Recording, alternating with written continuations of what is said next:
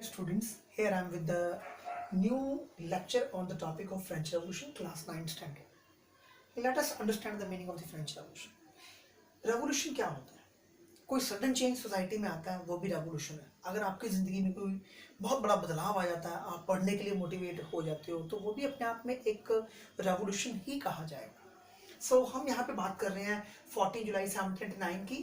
Paris में बहुत बड़ी भीड़, the people number around 7,000 men and women, they were moving on the roads. There were rumors, अफवाहें फैली हुई थी. शायद राजा को ये था कि ये क्राउड जो है कहीं हमारे हॉर्ड्स एम्युनिशन के ऊपर अटैक ना कर दे. जहाँ पे राजा को ये था, लुई 16 को ये डाउट था कि शायद जहाँ पे गोला बारूद रखा हुआ है वहाँ पे ये क्राउड अटैक ना कर दे, और क्राउड को ये था कि शायद राजा हम पे अटैक ना कर दे. इसी भागम भाग में क्राउड जो था वो eastern part of the city की तरफ मूव करना शुरू हुआ. That was Bastille. वहां पे फोर्ट था जिसका नाम बेस्टाइल था, और बेस्टाइल फोर्ट ये अपने आप में फोर्ट्रेस था, बेसिकली किला, और ये अपने आप में राजा की despotic power, unchallengeable authority I am speaking, ये उसकी पावर का प्रतीक था. लोगों ने कितनी बड़ी अपने आप में लोगों की ताकत थी. जब लोगों ने ईस्टर्न साइड मूव करना शुरू किया, उन्होंने बेस्टाइल को डेमोलिश किया, उसके फ्रैगमेंट्स, उसके टुकड़े मार्केट में बेचे गए. You can imagine the power of the people we are talking about. So this was the power of the people. ये जो क्राउड था, ये अपने आप में जो पेरिस का क्राउड था, सिर्फ वहीं तक ही सीमित नहीं था. जैसे जैसे रिवोल्ट बढ़ा, कंट्री साइड में रिवोल्ट आया, सिटीज में रिवोल्ट आया. डिमांड ऑफ ब्रेड, लोगों में ये था कि डिमांड ब्रेड की बढ़ चुकी थी, लोगों के पास खाने के लिए कुछ नहीं था. और जब ये डिमांड बढ़ रही थी, इससे जुड़ी बहुत सारी घटनाएं हुई, एक के बाद एक इंसिडेंट्स होते चले गए, और अल्टीमेटली क्या हुआ, king Louis 16 was also executed. So it is a series we can talk about. तो सबसे पहले हम यहाँ पे बात करते हैं लुई 16 की. लुई 16 अपने आप में कब उसको राजा बनाया गया? ही असेंडेड द थ्रोन, उसको राजगद्दी पे बैठाया गया 774. जब वो राजगद्दी पे बैठा, वो बारबोन फैमिली को बिलोंग करता था. Bourbon family basically was a family of Spain, Spanish. So he was belong to Bourbon family. He ascended the throne in 774. जब वो गद्दी पर बैठा, उसकी उम्र सिर्फ 20 ईयर थी. उसकी जो वाइफ थी मैरी एंटोइनेट, वो ऑस्ट्रियन प्रिंसेस थी. यानी कि ऑस्ट्रिया और फ्रांस अपने आप में नेक्सिस हमें समझ आ जानी चाहिए, रिलेशनशिप समझ आ जानी चाहिए. So Marie Antoinette was the Austrian princess. Austria की राजकुमारी के साथ उसकी मैरिज हुई थी. लेकिन जब वो जैसे ही राजा बना, उसने देखा खजाना खाली है, एम्प्टी ट्रेजर, उसके हाथ में कुछ भी नहीं था. मोर ओवर उसने अमेरिकन कॉलोनीज की खूब हेल्प करी, क्योंकि American colonies were controlled by the England, and England was the sworn enemy of France, पक्का दुश्मन. सो ये अपने आप में नेचुरली उसने भी हेल्प करनी थी, तो उसने अमेरिकन 13 कॉलोनीज की हेल्प करी उनको जितवाने में, इंग्लैंड को हरवाने. लेकिन इंग्लैंड को हरवाने के चक्कर में उसका खजाना भी खाली हो गया था. And he was naturally, when he was becoming a king, he was indebted emperor. वो एक ऐसा राजा था जो कर्जाई था.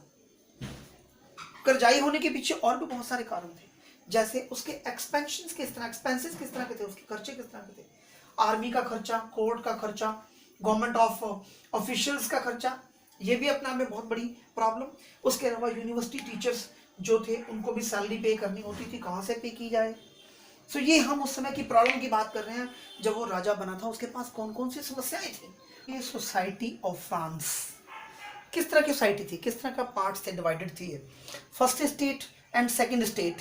First state and second state, it was belong to, you can say this was belong to the class of clergy, padri, merchant, nobility mean very rich class.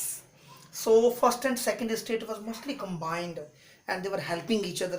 Also they were very important society for France, for king also. But third estate was belong to the people, the population, who was only 10% land. देखिए कितनी अजीब बात है. Third state 90% population है, लेकिन उसके पास land कितने percent है, ओनली 10%.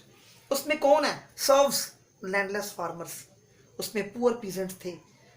फर्स्ट स्टेट जो कि जिसमें फ्यूडल लॉर्ड थे, क्लर्जीमैन थे, राइट्स बाय बर्थ, उनको जन्म से अधिकार मिले होते थे. अगर हम टैक्सेस की बात करते हैं, अगर जो टैक्स किस तरह के लोगों के ऊपर थे, आप देख सकते हैं यहाँ पे बात करते हैं, this is the tax by the church. Church अपने तरह के टैक्स लोगों के ऊपर लगाता था और सभी पीजेंट्स को ये टैक्स पे करना होता था। उसके अलावा एक और एडिशनल सा टैक्स था, that was known as taille. ये भी अपने आप में एक तरह का टैक्स था। And this that was the direct tax from the peasants. Other taxes just like tobacco on salt, tobacco के ऊपर, साल्ट के ऊपर, ये सब तरह के टैक्सेस जो थे, आप समझ सकते हैं कि यहाँ पे सोसाइटी में कितनी प्रॉब्लम थी। जो गरीब लोग थे उनके पास टैक्स तो बहुत सारे थे देने के लिए, लेकिन उनके पास रहने के लिए, उनके पास खाने के लिए कुछ भी नहीं था। Question based on the taxes just like tithe is in the taille, that is very very important question we are to understand. It is 1 mark question or the 3 mark question if it is coming in the comparison. Okay, do take care. Now we are at the other side of the topic, struggle to survive। जिंदगी जीना अपने लिए उन लोगों के लिए कितना मुश्किल था। अगर हम पॉपुलेशन ऑफ फ्रांस की बात करते हैं, 1715 में ये 23 मिलियन थी, but it was increasing. Population तो बढ़ रही है, 1709 में पॉपुलेशन 28 मिलियन हो चुकी थी। पॉपुलेशन इंक्रीज हुई, लेकिन क्या नहीं बढ़ा, प्रोडक्शन नहीं बढ़ी। शॉर्टेज ऑफ ग्रेन आ गई। जब शॉर्टेज ऑफ ग्रेन आई तो उसके बाद ब्रेड की शॉर्टेज आ गई लोगों में। एक बात और ध्यान रखने वाली है, सैलरी किसमें फर्क पड़ा, डिफरेंस बिटवीन सैलरी का डिफरेंस, रिच और पुअर में सैलरी का डिफरेंस भी बढ़ता चला गया।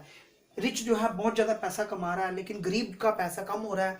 गरीब के पास खाने के लिए भी कुछ नहीं है, शॉर्टेज ऑफ ब्रेड है, अनाज की कमी आ गई, सब्सिस्टेंस क्राइसिस आ गया, फूड की कमी आ गई। और जब इस तरह का क्राइसिस आया, उसमें देखो ना, यहाँ पे फिर वही बात आ जाती है। एक तरफ जब इस तरह का फूड क्राइसिस आया, बहुत तरह की प्रॉब्लम्स आ गई, जैसे रेनफॉल नहीं हुआ या हेल स्टॉर्म आ गया, कोई किसी तरह की डिजीजेज आ गई, क्रॉप फेल हो गई, क्रॉप कम हो गई। जब क्रॉप कम हुई तो उसमें रेवोल्यूशन आया फ्रांस के लोगों में, they were revolutionised. And again we are talking about the day was coming 14 July 1709 and growing middle class. एक बात और भी है, पॉपुलेशन के बढ़ने के साथ साथ रिच और पुअर के बीच में जब डिफरेंस बढ़ा, तो एक बात और थी कि मिडिल क्लास जो है ज़्यादा अपने आप में अवेयर हो गई। There were also revolts by the peasants and the workers. Peasants और वर्कर जो थे, ये रिवोल्ट बहुत ज़्यादा बढ़ा चुके थे। 18th सेंचुरी में मिडिल क्लास के ग्रो हो जाने का एक कारण और भी था, ट्रेड बहुत बढ़ गया था। ट्रेड बढ़ गया, वुलन का, क्लोथ का, सिल्क का ट्रेड बढ़ गया, क्योंकि राजा की फैमिली की डिमांड थी बढ़िया किस्म का वुलन क्लोथ होने चाहिए, सिल्क क्लोथ होने चाहिए। वो कहाँ से आ रहे थे, वो एशियन कंट्री से जा रहे थे, लाइक चाइना एंड इंडिया। लेकिन इसका फ़ायदा किसको था, याद रखिए, मिडिल क्लास जब बढ़ी तो बहुत से लोगों में एजुकेशन आई, क्योंकि मिडिल क्लास लोग जो आज भी हम देख सकते हैं कि वो ज़्यादा अवेयर होते हैं। जब एजुकेशन आई तो लोगों को नए कॉन्सेप्ट क्लियर हुए, लोगों में नई आवाज़ बढ़नी शुरू हुई। जिन लोगों में एजुकेशन आई, they favoured rights by birth, not by merit. और सबसे बड़ी बात, जब एजुकेशन आई तो लोगों में freedom, equality of law and equal opportunity, इस तरह के आइडिया डेवलप होने शुरू हुए। ये जो आइडियाज़ थे इस तरह के, ये आइडियाज़ कौन इंजेक्ट करने वाला था उनके माइंड में, ये आइडियाज़ फिलोसफर्स ने इंजेक्ट किए। जैसे जॉन लॉक ने सबसे पहले राजा के डिवाइन राइट्स को रिजेक्ट किया। उसने कहा राजा के कोई भी आध्यात्मिक अधिकार नहीं है, राजा को परमात्मा ने नहीं बनाया, राजा को सोसाइटी ने बनाया, लोगों ने बनाया, अगर वो चाहे तो उसे हटा भी सकते हैं। ऐसे जीन जैक्यूज रूसो की बात करते हैं।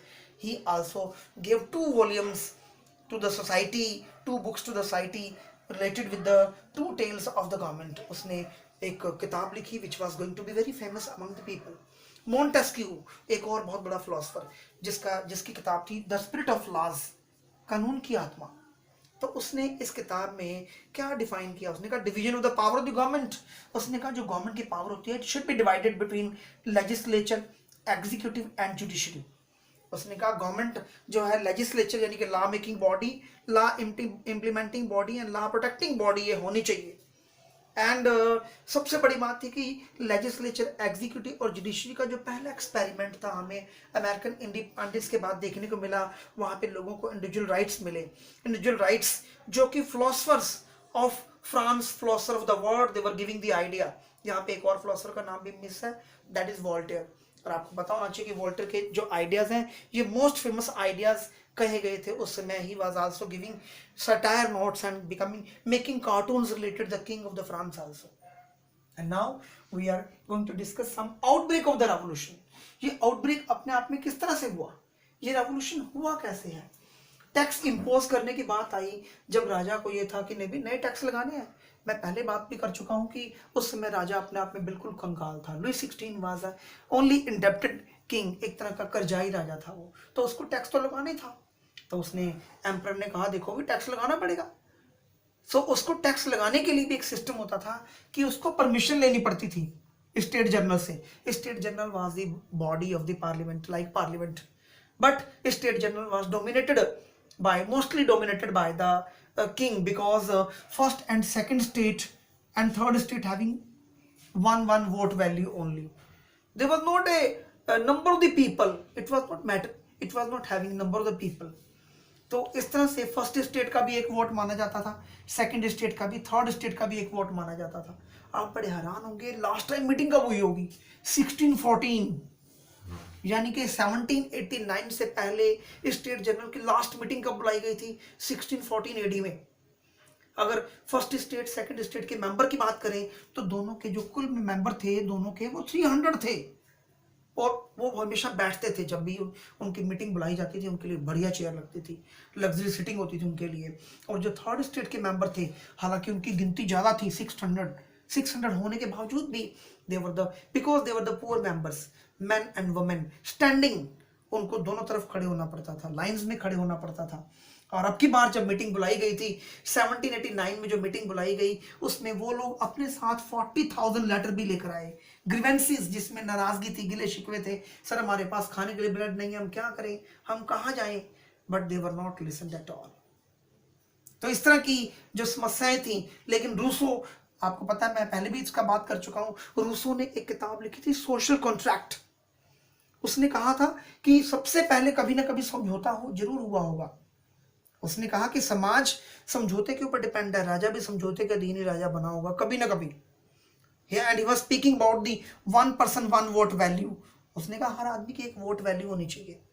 लेकिन किंग ने इस चीज को रिजेक्ट कर दिया, और जब किंग ने इस चीज को रिजेक्ट किया तो थर्ड स्टेट वॉकड आउट करके 20 जनवरी 1789 they met, they assembled in the tennis court, जहां पे राजा बाहर अपने महल के बाहर जहां पे वो टेनिस खेलता होगा, तो वहां पे टेनिस कोर्ट ओथ ली उन लोगों ने जो इकट्ठे हुए। उन्होंने कहा कि हम नेशनल असेंबली बनाएंगे, हमारा कॉन्स्टिट्यूशन बनेगा।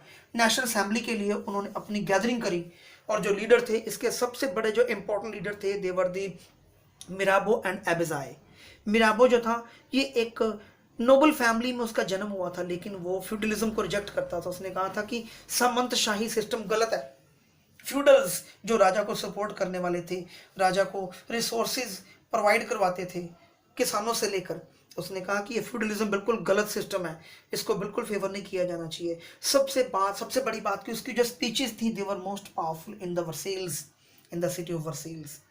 तो इस तरह से उसने वर्सेल्स के लोगों को जगाया। उसके बाद हम बात करते हैं एबेजाए की। एबेजाए जो कि एक प्रीस्ट था, एक पादरी था, पादरी होने के बावजूद भी उसके पैम्फलेट, उसकी magazines, what is third state, that was going to be most powerful, most popular in the France at the time.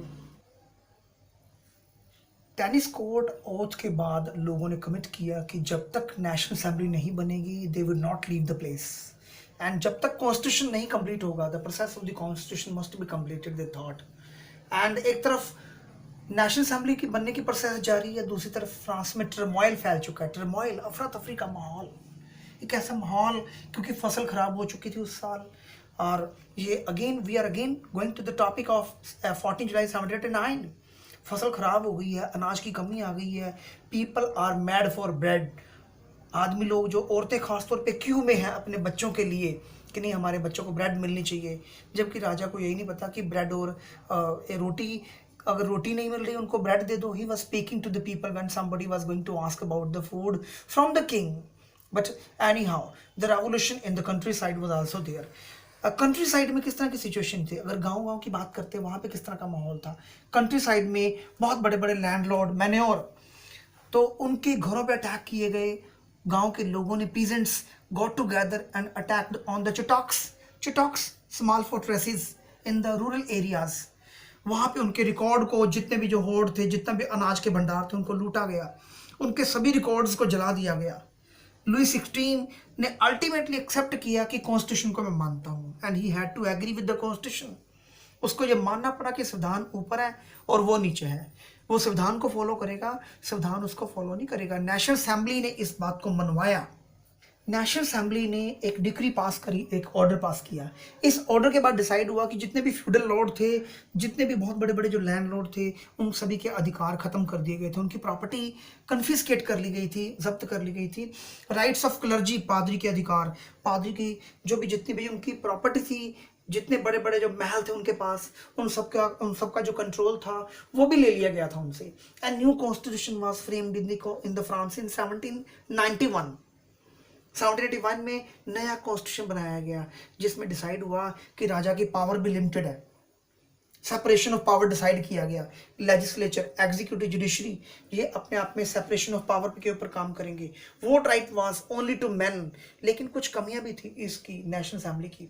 जैसे 25 एज पहली कंडीशन थी कि आदमियों को वोट राइट था, उनको वोट राइट था जिनकी एज कम से कम 25 होनी चाहिए। लेकिन सबसे कमजोर बात जो मुझे लगती है इस बात की नेशनल असेंबली की, कि उनको वोट राइट था जो टैक्स पे करने वाले थे।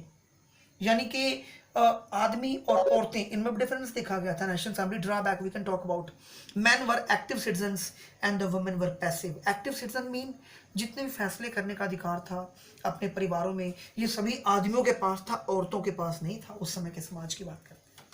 So common people could not become the member of the national assembly. ना तो वो नेशनल असेंबली का पार्ट बन सकते थे, और ना ही वो किसी बहुत बड़ी एक गवर्नमेंट डिसीजन लेने वाली अथॉरिटी का पार्ट बन सकते थे। Declaration of the rights of the man was declared. लेकिन इसमें कुछ चीज़ें ऐसी थी जो हम देख सकते हैं कि बहुत ही बढ़िया थी। जैसे पहली बार लोगों को अलग तरह के अधिकार दिए गए। कैसे? उनको स्पीच का राइट दिया गया, लाइफ का अधिकार दिया गया, उनको फ्रीडम का अधिकार दिया गया, इक्वालिटी बिफोर लॉ राइट दिया गया, राइट टू हैव ओपिनियन, अपना मत रखने का अधिकार दिया गया, अपना विचार रखने का। Duty of the state was to protect the rights of the people. ये ड्यूटी किसकी थी? लोगों के अधिकारों को बचाना। ये गवर्नमेंट से जोड़ा गया और गवर्नमेंट को रिस्पॉन्सिबिलिटी दी गई कि आपने लोगों को बचाना है। दिस इज एंड लुई 16 जो था, दूसरी तरफ सिचुएशन क्या थी? वो सीक्रेट अलायंस कर चुका था ऑस्ट्रिया के साथ, प्रूशिया के साथ। आप पता है ऑस्ट्रिया के साथ क्यों? क्योंकि ऑस्ट्रिया की जो प्रिंसेस थी Marie Antoinette, she was the wife of the king also. National assembly ने 1792 में डिसाइड किया कि प्रूशिया के ऊपर, ऑस्ट्रिया के ऊपर अटैक किया जाएगा। कॉन्स्टिट्यूशन एक तरफ सोसाइटी को बहुत सारे अधिकार दे चुका हुआ है, और एक बात और भी आपको याद रखनी है कि बहुत सारे लोग जो थे वो क्लब्स बना रहे थे। कौन सी club? Jacobin club. Jacobin clubs were going to be most famous. Jacobin club को बनाने वाले थे saint Jacob in Paris. Saint Jacob एक संत थे जिन्होंने जैकोबिन क्लब बनाई थी। जैकोबिन क्लब के जो मेंबर थे वो किस तरह के थे, किस तरह के उनकी उसके मेंबर कौन थे? सबसे पहले इसकी बात कर लेते हैं। उसके जो मेंबर थे उसमें स्मॉल शॉपकीपर्स, आर्टिजन्स, शू मेकर्स, पेस्ट्री कुक्स, जो पेस्ट्री बनाने वाले लोग थे वो इसके मेंबर थे। प्रिंटर्स, जो प्रिंटिंग प्रेस पे काम करने वाले थे वो इसके मेंबर थे। वीवर वियरिंग स्ट्रिप्ड ट्राउजर्स, उनकी पहचान कैसे होती थी? वो स्ट्रिप्ड ट्राउजर्स पहनते थे। स्ट्रिप्ड ट्राउजर्स कौन पहनता था? इस तरह की पैंट जिसमें धारियां सी थी। ये आमतौर पे शिप में जो काम करने वाले लोग होते थे ये इस तरह की ड्रेस को पहनते थे, और इनको एक बड़ी एक नीची निगाह से देखा जाता था फ्रांस में। लेकिन लोगों ने कहा कि नहीं, we are all using these things, अब हम सब यही हैं, we are all united, and this dress was going to be the symbol of the unity. उसके अलावा कई लोगों ने अपने आप को सोसाइटी के नी ब्रीचेज लोगों से दूर कर लिया था। नी ब्रीचेज मीन घुटने तक की जो ड्रेस होती थी, आमतौर पर अमीर लोग इस तरह की ड्रेस को पहनते थे। सो अपने आप में यहाँ पे साफ तौर पे क्लियर हो जाता है कि फ्रांस में एक रेवोल्यूशन आ चुका था लोगों में। और जो नेक्स्ट हमारी वीडियो होगी उसमें हम अपलोड करेंगे कि किस तरह से फ्रांस में लुई 16 को एग्जीक्यूट किया गया। ये यहाँ तक जो हमने वीडियो आज अपलोड करी है, इसका अगला पार्ट जल्दी ही हम अगली हमारी अपनी वीडियो में अपलोड करें। अगर आपको जो मैंने वीडियो डाली है अगर आपको अच्छी लगती है, प्लीज़ इसको लाइक कीजिए, शेयर कीजिए। ये बिल्कुल बुक बेस्ड है और बुक की लैंग्वेज को समझने में ये हेल्प करेगी। I hope so. Thank you.